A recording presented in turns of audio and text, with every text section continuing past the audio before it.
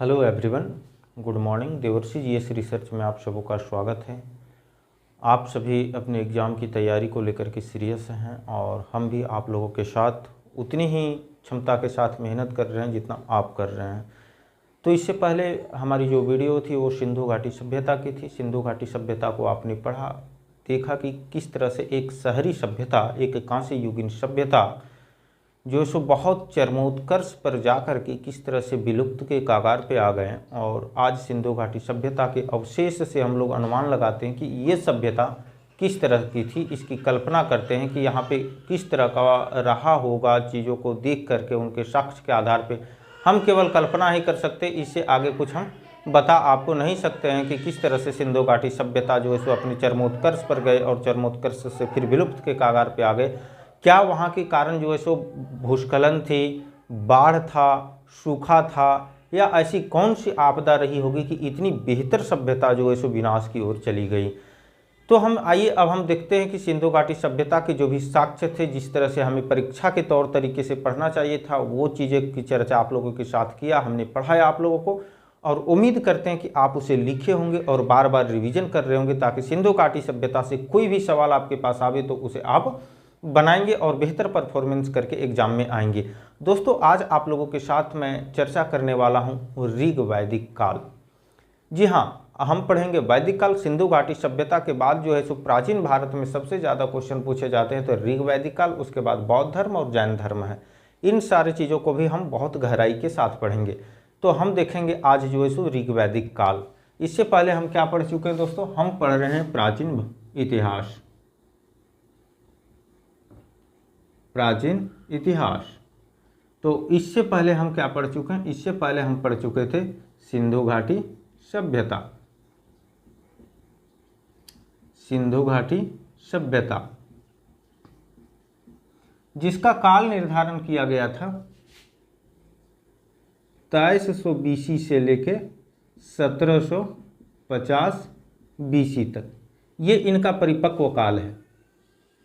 यही काल की जो है सो प्रमुख मान्यता है। वैसे आपको कहीं कहीं 2500 बीसी से लेकर 1750 बीसी तक भी मिल जाएंगे, लेकिन नहीं, ये जो परफेक्ट है आपको 2300 बीसी से लेकर के 1750 बीसी तक। आज हम आप लोगों के साथ पढ़ने वाले हैं ऋग वैदिक काल। ऋग वैदिक काल के बारे में। ऋग वैदिक काल का टाइमिंग पीरियड जो आपका है यह है 1500 बीसी से लेकर के 600 बीसी तक, और इसे भी दो खंडों में बांटा गया है। वैदिक काल को, इसे हम वैदिक काल ही पढ़ें तो ज़्यादा बेहतर रहेगा। हाँ, वैदिक काल को दो खंडों में बांटा गया है। एक है ऋग वैदिक काल, ऋग वैदिक काल जिसका टाइम पीरियड आपका है 1500 बीसी से लेकर के 1000 बीसी तक, और दूसरा है आपका उत्तर वैदिक काल। उत्तर वैदिक काल, और उत्तर वैदिक काल का टाइम पीरियड आपका है 1000 बीसी से लेकर के 600 बीसी तक।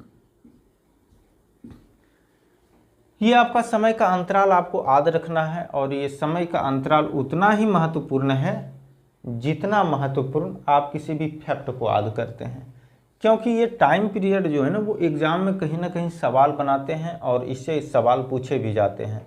तो सबसे ज़्यादा सवाल आपके पूछे जाते हैं सिंधु घाटी सभ्यता से, और फिर वैदिक काल से सवाल पूछे जाते हैं। तो ऋग वैदिक काल में हमें क्या क्या पढ़ना है हम देखते हैं। तो सबसे पहले हम यहाँ देखेंगे आर्यों का आगमन। आर्यों का, अगर आप इसे नोट नहीं कर रहे होंगे दोस्तों तो आप नोट करते जाएं। नोट करने से क्या होगा कि आपका कंसंट्रेशन सबसे पहले पढ़ाई पे बनी हुई रहेगी, क्योंकि दिमाग भी बिजी रहेगा और हाथ भी बिजी रहेगा, और आपके अंदर लगेगा कि कहीं कुछ छूट ना जाए, तो इससे आपका ध्यान का खिंचाव लगा हुआ रहेगा। नहीं तो आप सिंपल से अगर आप वीडियो देखते हुए आप सोचेंगे कि हम इसे जो है सो सब कुछ याद कर लें, तो वो चीज़ें मुश्किल हो जाती है, क्योंकि अभी का दौर है भटकाव का दौर। आप कहीं भी आपका ध्यान जो है सो एक जगह कंसंट्रेट नहीं हो पा रहा है। इसी कारण हम किसी भी लक्ष्य को लेकर के चलते तो जरूर हैं, उसके बारे में सोचते तो बहुत ज़्यादा ज़रूर हैं, लेकिन उस लक्ष्य को हम प्राप्त नहीं कर पाते। इसका एक भी कारण, ये भी कारण एक रहा है कि हमारे अंदर जो है सो एकाग्रता की कमी है। और अगर आपके अंदर एकाग्रता की कमी है तो आप बहुत मुश्किल हो जाएगा अपने लक्ष्य की प्राप्ति के लिए। आपको एकाग्रता बढ़ानी पड़ेगी। अब खैर एकाग्रता बढ़ाने के लिए बहुत से विधि हैं, बहुत से योग हैं जिसके से भी एकाग्रता बढ़ाई जा सकती है। लेकिन आप जब पढ़ें तो बस इतना ही कोशिश करें कि हम अपना जो भी काम करें 100% वहीं दें, खो जाएं उस चीज़ में। अगर आप खो जाते हैं तो समझिए आपकी एकाग्रता सही है। आर्यों का आगमन पढ़ेंगे, यहाँ का समाज को हम देखेंगे कि समाज किस तरह का था। यहाँ धर्म देखेंगे, धर्म किस तरह था। यहाँ की राजनीति व्यवस्था किस तरह की थी, राजनीति व्यवस्था। यहाँ आर्थिक व्यवस्था किस तरह की थी,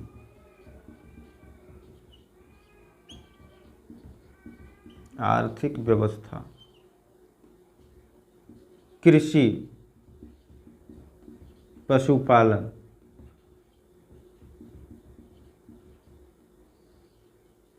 धर्म में ही हम लोग देखेंगे कि कौन से देवता की पूजा की जाती थी, पूजा का तरीका क्या था। तो ये चीज़ों को हम जो है सो पढ़ेंगे यहाँ पे कि किस तरह से आगे जो है सो धीरे धीरे ये समाज डेवलपिंग की ओर चलता चला गया। तो ये देख रहे थे हम ऋग वैदिक काल के बारे में पढ़ेंगे। उसके बाद पढ़ेंगे फिर हम उत्तर वैदिक काल में। तो सबसे पहले देखिए दोस्तों, आपको हम बताते हैं कि पहला जो आपका टॉपिक है आर्यों का आगमन, इसको मिटा देते हैं।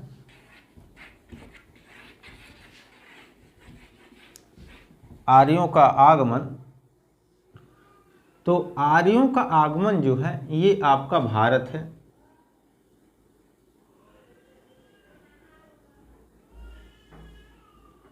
ये आपका भारत हो गया।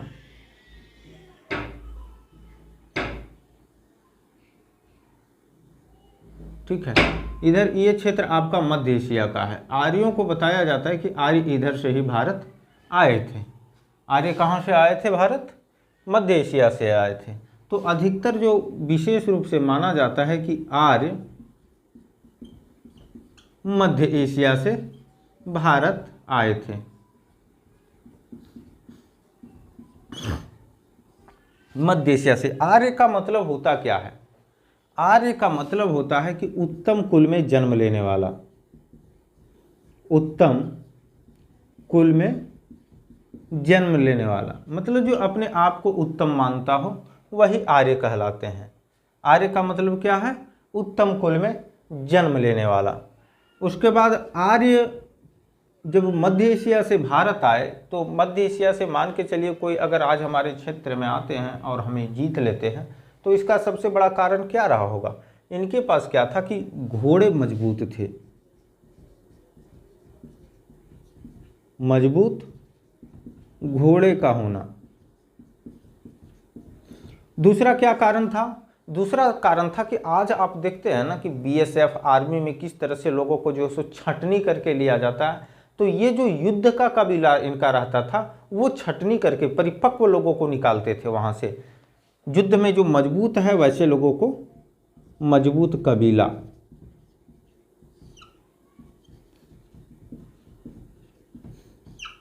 तीसरा था क्या कि इनकी जो रथ होती थी ना, आप देखते होंगे कि शायद हमें याद आ रहा है कि बाहुबली में दिखाया गया है। बाहुबली में दिखाया गया है कि रथ के आगे जो है सो तलवार टाइप का कुछ बंधा हुआ रहता था, जिस रथ घुमाने से अगल बगल में आने वाले योद्धा कटते हुए चले जाते थे। तो आरे वाला रथ का होना, आरे वाले रथ का होना, ये सब प्रमुख कारण इनका रहा था जो कि यहाँ पे आर्य जो है सो अपने विजय को जो है सो हासिल कर लिए। और आर्यों का दूसरा क्या था कि इनकी भाषा जो मूल रूप से थी वो संस्कृत थी। भाषा कौन सा था?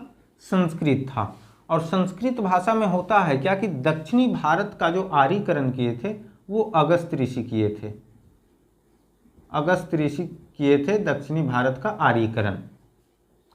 आपको बार बार एग्जाम में पूछा भी जा सकता है कि अगर दक्षिण भारत का मतलब आर्यीकरण किसने किया था, संस्कृत भाषा को लेकर के फैलाव कौन किए थे, तो अगस्त ऋषि का नाम आता है। तो ये सारे कारण रहे थे कि आर्य यहाँ पे विजय हो गए थे। और आर्य जब यहाँ पे आए थे तो यहाँ एक नदी था पुरुषनी नदी, जहाँ पे हुआ था दशराज्यों का युद्ध। यहाँ की जो जनजाति थे और आर्यों के बीच 10 राजाओं ने मिल करके युद्ध किया था, लेकिन फिर भी आर्य विजय हुए। तो दशराज्य का युद्ध कहाँ हुआ था? दशराज्य का युद्ध पुरुषनी नदी के तट पे, पुरुषनी नदी के तट पर हुआ था। दशराज्य का युद्ध कहाँ हुआ था? पुरुषनी नदी के तट पे हुआ था।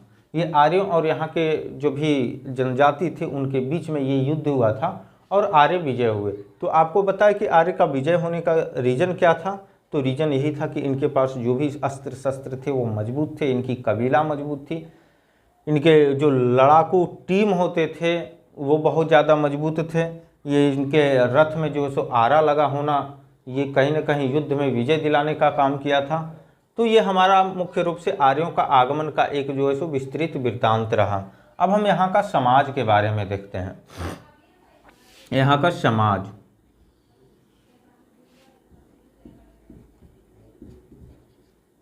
तो अब हम देखते हैं कि यहाँ का समाज कैसा था। तो दोस्तों यहाँ का समाज इस ट्रायंगल में काम कर रहा था। ये आप ट्रायंगल देख रहे हैं, ये ट्रायंगल 4 था।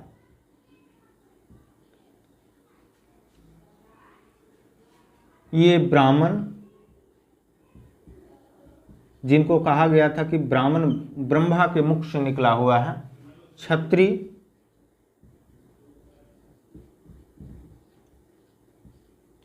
ये वैश्य और शूद्र, ये 4 वर्गों में यहाँ का समाज बटा हुआ था। ब्राह्मण का कार्य क्या होता था? ब्राह्मण का कार्य होता था यहाँ पे अध्ययन और अध्यापन, अध्ययन अध्यापन करना। देखते थे ना पहले बहुत से जंगलों में जो है सो ऋषि मुनियों के द्वारा अपने गुरुकुल बनाए जाते थे। उस गुरुकुल में बच्चे रहते थे जो कि पूरे बाल बढ़ा करके एक नियम का पालन करते थे। आज के छात्रों में तो वो चीज़ें नहीं रह चुकी है और हमारे यहाँ आश्रम व्यवस्था खत्म हो चुकी है। जब से हमारा ये पढ़ाई का पैटर्न बदल गया, यहाँ पे अंग्रेज़ों के आने के बाद सबसे पहले अगर उन्होंने नाश किया तो हमारी गुरुकुल पद्धति को जड़ से समाप्त कर दिया। क्योंकि गुरुकुल एक जो था सो वो संस्कार था, वहाँ हमें इस तरह से तैयार किया जाता था कि हम एक गरीब जीवन से लेकर के एक राजा का जीवन अगर मिल जाए हमें जीने के लिए तो हम अपने दिमाग से अनबैलेंस नहीं हो सकते थे। क्योंकि चाहे राजा का बेटा हो या एक गरीब का बेटा हो, गुरुकुल में सबको वही जीवन जीना पड़ता था जो एक जंगल में जीवन जिया जाता है। हम अगर भगवान राम का एग्जाम्पल लेते हैं तो भगवान राम भी गुरुकुल में जिस समय रह रहे थे वो गांव-गांव जाकर के अपनी आश्रम को चलाने के लिए भिक्षाटन करते थे। उसके बाद भी वो एक राजा हुए।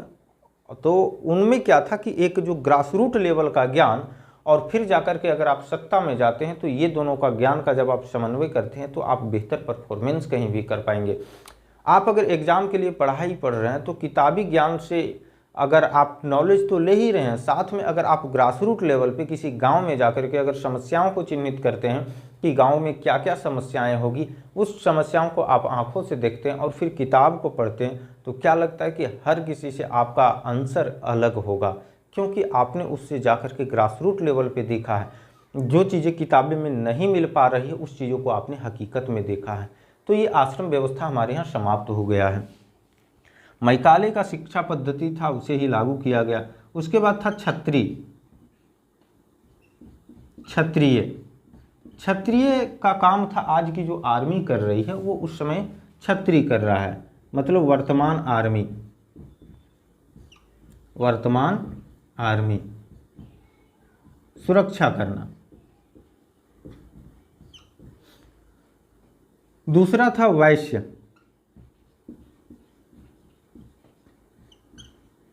जिनका काम था व्यवसाय करना, कृषि का कार्य करना, और चौथा वर्ग था शूद्र, इनका काम था सेवा करना। अभी वर्तमान में अगर देख ले तो आपका जो ये फोर्थ ग्रेड है, फोर्थ ग्रेड मतलब होता है ना, यही है फोर्थ ग्रेड। उस समय की समाज में फोर्थ ग्रेड यही थे, क्योंकि इनका ही काम अभी सेवा करना था। आज उसको हम लोग जो है सो नौकरी के तौर पे देखते हैं कि किस तरह से हमें फोर्थ ग्रेड में भी भाई जॉब मिल जाए तो बहुत अच्छी बात होगी। उस समय भी यही प्रणाली थी, लेकिन यहाँ पे अंतर क्या था, जिस तरह से आज की जाति व्यवस्था है उस तरह की जाति व्यवस्था उस समय नहीं था। उस समय क्या था, आज तो जाति मतलब इस तरह से इतनी कट्टरता की ओर जा रही है, प्रत्येक जातियों में अपना एक तरह से क्या बोले कि करना तो कुछ नहीं है, बिना मतलब का एक गुमान करना है, जो कि हर एक समाज में कहीं ना कहीं सही लोग भी होते हैं तो गलत लोग भी होते हैं, लेकिन इसको कहीं ना कहीं आप राजनीतिक रूप दे रहे हैं, तो ये कहीं ना हमारी समाज की कमी है, हमारे अध्ययन की कमी है, हमारे अंदर शिक्षा की कमी है, जो इस तरह की हम बातें करते हैं। और इसका आधार तो आप देख ही रहे हैं कि सोशल मीडिया किस तरह से काम कर रही है। तो यहाँ सबसे बड़ा एक अंतर ये देखने को मिल जाता है हमें दोस्तों कि यहाँ पे आज जो जाति है, आज जाति है क्या वंश के आधार पे है, यहाँ जाति कर्म के आधार पे था। जाति किस तरह का था, जाति कर्म के आधार पर था, जाति कर्म के आधार पर। लेकिन आज क्या हो गया कि हम अगर ब्राह्मण हैं और ब्राह्मण वंश में जन्म ले रहे हैं तो हम भी ब्राह्मण हैं। यहाँ ऐसा नहीं था। यहाँ अगर आप उस समय पढ़ के पीएचडी कर लिए, वर्तमान के पीएचडी के हिसाब से, तो आप कहाँ चल गए, ब्राह्मण हो गए। अगर आप हट्ठे कट्ठे हैं, मजबूत हैं, आप पढ़ नहीं पा रहे हैं, आप सुरक्षा के दृष्टिकोण से मजबूत हैं, तो आप क्षत्रिय हो गए। आपका दिमाग थोड़ा सा व्यवसाय करने को लेकर के है, कृषि कार्य करने को लेकर के है, तो आप वैश्य हो गए। और अगर आप कुछ नहीं कर पा रहे हैं, आप ये तीनों का सेवा कर रहे हैं, तो आप शूद्र हो गए। एक ही घर में ब्राह्मण, क्षत्रिय, वैश्य, शूद्र सभी होते थे, लेकिन आज देखिए, आज अलग अलग टोला में बंट चुका है, अलग अलग ग्राम में बंट चुका है। उस समय ऐसा जाति व्यवस्था नहीं था। इसलिए दयाराम सरस्वती बोलते हैं कि आप वेदों को और लौटिए। वेदों की ओर लौटने का मतलब यही है कि ब्राह्मण, क्षत्रिय, वैश्य, शूद्र सब एक घर में हो। कितनी अच्छी बात होती कि आज हमारा समाज जाति में न बंट करके कर्म के आधार पर तय होता। तो अगर हमारा कर्म गलत है तो हम ब्राह्मण कहलाने के हकदार हैं क्या? कभी नहीं है दोस्तों। ब्राह्मण के लिए अगर आपका कर्म है अध्ययन और अध्यापन, अगर ये काम आप कर रहे हैं तो आप ब्राह्मण हैं। अगर अन्यथा नहीं कर रहे हैं तो फिर आप ब्राह्मण नहीं हैं। तो यहाँ से कोई भी किसी जगह पे पहुँच सकता था, वो आपकी क्वालिटी पे निर्भर करती थी। उस समय हमारे यहाँ समाज जो था वो क्वालिटी पे निर्भर था। बाद में इसके अंदर कट्टरता आ गया है, रूढ़िवादिता आ गया है, ये सब हम लोग पढ़ेंगे उत्तर वैदिक काल में। तो यहाँ पे जाति जो थी वो कर्म के आधार पे थी, ना कि वंश के आधार पे। तो हम लोग समाज देख लिए कि समाज हमारा किस तरह से बटा हुआ था। अब धर्म देखते हैं कि धर्म हमारा किस तरह का था। तो हम बात करते हैं अब धर्म की। तो देखिए, धर्म जो है सो कहीं ना कहीं इस समय हमें ये देखने को मिलता है कि आर्यों का आगमन हो चुका था और आर्य पितृसत्तात्मक थे, आर्य मातृसत्तात्मक नहीं थे। लेकिन जिस तरह से धीरे धीरे उत्तर वैदिक काल के बाद स्त्रियों को दबाने चालू कर दिया गया और समानताएं आने लगी पुरुष और स्त्री के बीच, यहाँ ऋग वैदिक काल में उस तरह से देखने को नहीं मिलता है। तो धर्म किस तरह का था? पितृसत्तात्मक।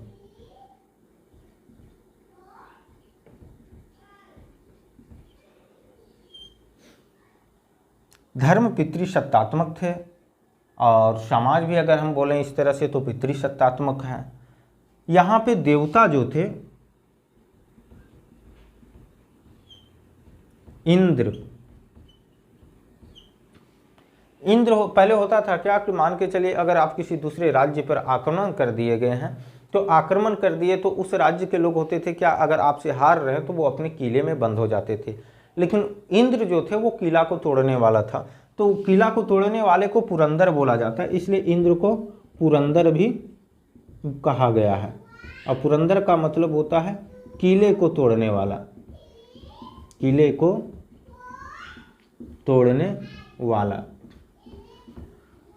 जिसका प्रयोग ऋग्वेद में 250 बार किया गया है। कितने बार किया गया है? 250 बार।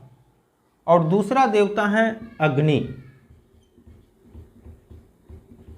अग्नि, अग्नि का प्रयोग होता था कहाँ पे? भोजन बनाने में, यज्ञ करने में। तो इनका भोजन बनाने और यज्ञ कार्य में ऋग्वेद में इनका प्रयोग 200 बार किया गया है, अग्नि का। और तीसरा हमारे देवता थे वरुण।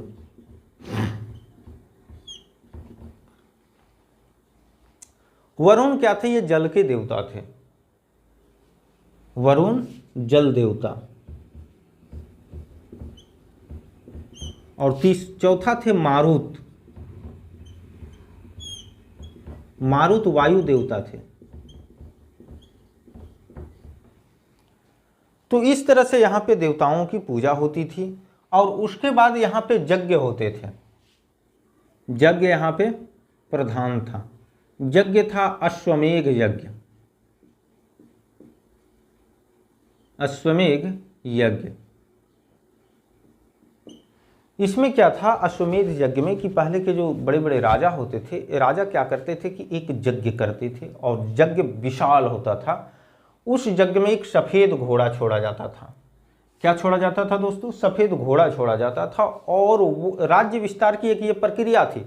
जिस तरह से आज वर्तमान में चाइना की आप नीति देखते हैं कि किसी भी देश को कर्ज में दे करके फिर उसे डुबाना और उसके ऊपर फिर अपनी जो सो धौंस जमाना कि हम तो हमारे सहारे ही तुम खड़े हो, अन्यथा तुम तो कब का मिट जाता। तो ये चाइना की आज जो नीति है, उस समय राज्य विस्तार की नीति जो थी वो अश्वमेध यज्ञ था। अश्वमेध यज्ञ में क्या होता था कि ब्राह्मण के द्वारा एक यज्ञ करवाई जाती थी और उस यज्ञ में घोड़े की पूजा होती थी। और उस घोड़ा के पीछे राज्य का सैनिक जाता था और वो घोड़ा जिस क्षेत्र में घूमता था वो क्षेत्र उस राजा का हो जाता था। अगर आप हमारे क्षेत्र में आपकी घोड़ा प्रवेश कर गई है और हमको अपनी राज्य को बचाना है तो क्या करना होता था कि आप हमारे सैनिकों के साथ युद्ध करना होगा, तब राज्य जीत सकते, अन्यथा हराकर आप राज्य को जीतिए, नहीं तो फिर राज्य जीत नहीं सकते थे। तो ये घोड़ा जिस जिस क्षेत्र में जाता था, मान के चलिए घोड़ा है और ये गुजरात वाली क्षेत्र हमें जीतनी है, गुजरात वाले में किसी और का राज्य है, तो हम अपना घोड़ा यहाँ से छोड़ करके आपके गुजरात होते हुए घुमाते हुए फिर अपने राज्य में आएंगे और ये राज्य को हम कब्जा कर लेंगे, क्योंकि हमारा घोड़ा भाई इधर से पास हो गया। आपको अगर चाहिए तो आप हमसे युद्ध कीजिए। तो लड़ने का एक बहाना होता था। ये सब राजा लोग को नहीं कुछ मिलता था तो चलो भाई राज्य विस्तार करो और फिर लड़ाई झगड़ा करो। राज्य को तो कहीं ना कहीं अस्त व्यस्त करके रखना था। तो ये नीति होती थी। अश्वमेध यज्ञ होता था। वाजपेयी यज्ञ, वाजपेयी यज्ञ, वाजपेयी यज्ञ। और तीसरा होता था राजसूय यज्ञ, राजसूय यज्ञ। तो यज्ञ उस समय 3 प्रकार के होते थे। तो हमने देख लिया कि यहाँ के धर्म के बारे में कि धर्म क्या था, देवता क्या था। उसके बाद हम देखते हैं राजनीति व्यवस्था यहाँ की थी, क्या थी। क्या देखेंगे दोस्तों? राजनीति, राजनीति व्यवस्था। राजनीति व्यवस्था में यहाँ क्या था कि यहाँ पे ये 3 था, सभा, समिति और विदत। सभा, समिति, विदत। इसमें क्या था? इसमें जो गांव के साधारण लोग थे, साधारण लोग, उन लोगों का एक बैठक होता था जिसको हम सभा बोलते हैं। और समिति, समिति में स्त्रियां भी शामिल होती थी, स्त्री प्लस पुरुष। और विदत जो होता था ये गांव के प्रमुख लोगों का होता था। विदत गांव के प्रमुख या तो बुजुर्ग, अनुभवी, जो भी बोलिए, उन लोगों की ये व्यवस्था थी। कुछ भी अगर तय होता था समाज में अपना तो इसी के माध्यम से ऋग वैदिक समाज में तय होते थे। तो हमने क्या देख लिया कि आपका राजनीतिक व्यवस्था देख लिया, धर्म देख लिया, समाज देख लिया। अब हम देखते हैं यहाँ की आर्थिक व्यवस्था। देखिए, आप लोगों को बहुत इम्पोर्टेंट चीज़ें हम बता रहे हैं और इस पे अगर आप लोग ध्यान नहीं दे पाते हैं तो कहीं ना कहीं वो आपकी कमी उजागर हो रही है और इस कमी को आप लोग दूर करने का कोशिश कीजिए। पढ़ाई अगर आपको बोरिंग लग रहा है ना तो समझिए कि कहीं ना कहीं आपके अंदर कोई कमी है। पढ़ाई करने के लिए कहीं ना कहीं आपको एक इंटरेस्ट जगाना होगा और इंटरेस्ट जगाने के लिए किताबों से लड़ना होगा, किताबों से जुड़ना होगा। अपने अंदर इच्छाओं को जो है सो जो फालतू की इच्छाएं उसको दबाइए। जो बिना मतलब का हर समय एक विचार दिमाग में इस पार से उस पार निकलता जा रहा है और किसी एक विचार पे आप टिक करके फिर उसके पक्ष में चल देते हैं। मान लिया जाए अचानक आपके मन में एक विचार आया कि हमें बाज़ार जाना है और बाज़ार में कोई काम नहीं, फिर भी आप जो है सो बाज़ार की ओर निकल गए, तो वो हाँ टाइम का वेस्टिंग है। आप उस चीज़ को रोकिए, हर एक वक्त जागरूक रहिए। अगर आप जागरूक नहीं रहते हैं तो कहीं ना कहीं आपको दिक्कत होगी।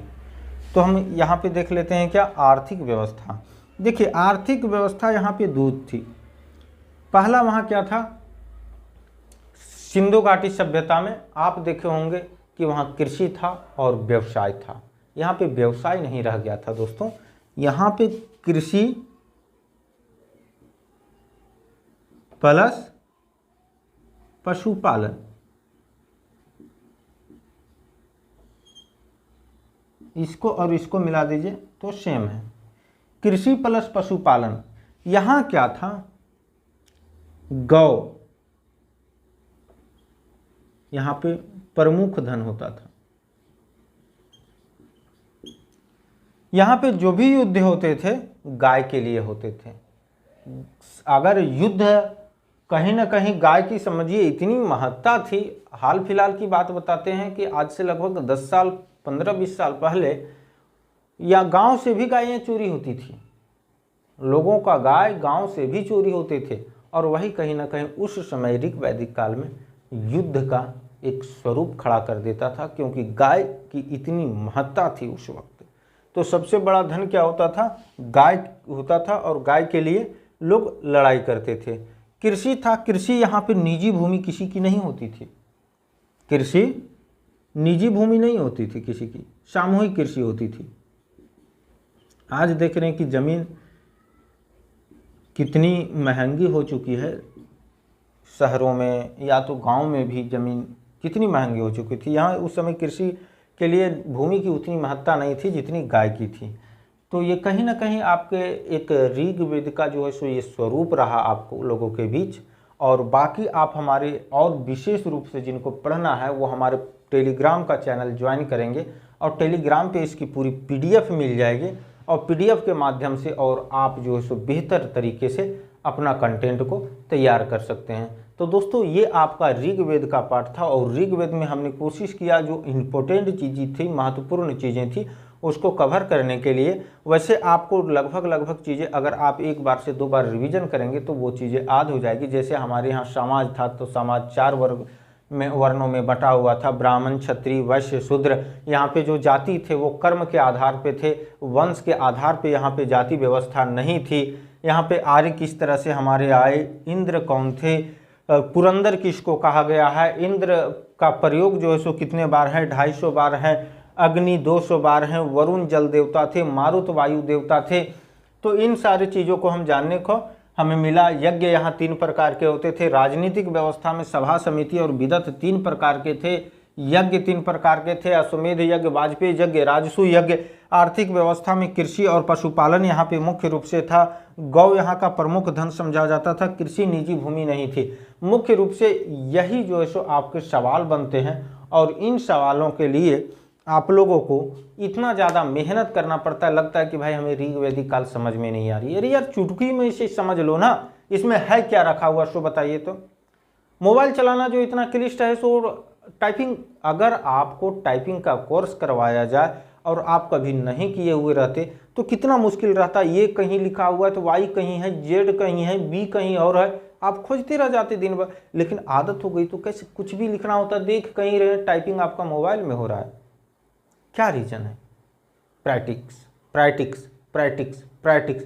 शुरू में आपके पास मोबाइल आया तो ढूंढते थे ए कहाँ है, बी कहाँ है, सी कहाँ है, डी कहाँ है। आज वही आदमी है और आंख बंद करके लिख रहा है, इधर भी बात कर रहा है और उधर चैटिंग भी चल रही है। क्या तरीका है? तो आपके दिमाग में इतनी बड़ी IQ भरी हुई है ना कि पूरी दुनिया को भी समाहित कर ले तो इसका कुछ पॉइंट ही भरेगा। पूरी दुनिया की मैं बात कर रहा हूँ, आप इस पे अध्ययन कीजिए माइंड पे। अगर आपको नहीं विश्वास हो रहा है तो आप पूरी दुनिया की नॉलेज को समाहित कर ले अपने माइंड में, तो दिमाग के अंदर इतनी क्षमता कि कुछ पॉइंट ही दिमाग में भरेगा। पूरी दिमाग को भरने के लिए आपको बहुत बड़ा अध्ययन चाहिए, बहुत बड़ा, पूरी ब्रह्मांड को अध्ययन करना पड़ेगा, तभी भर सकता है। और वो भी मुझे कहना मुश्किल है कि दिमाग भर सकता है, नहीं, दिमाग के पास ये क्लियरिटी होनी चाहिए, इस तरह की मेमोरी आपके माइंड में लगी हुई है। तो दोस्तों, आज सबों के लिए आप सबों के साथ धन्यवाद। आप हमारे चैनल को लाइक, सब्सक्राइब, शेयर न करना भूलें। आपके साथ मैं भी मेहनत करता हूं और आप कोशिश कीजिए कि इस चैनल पे अधिक से अधिक लोग को लाने का। तो धन्यवाद साथियों।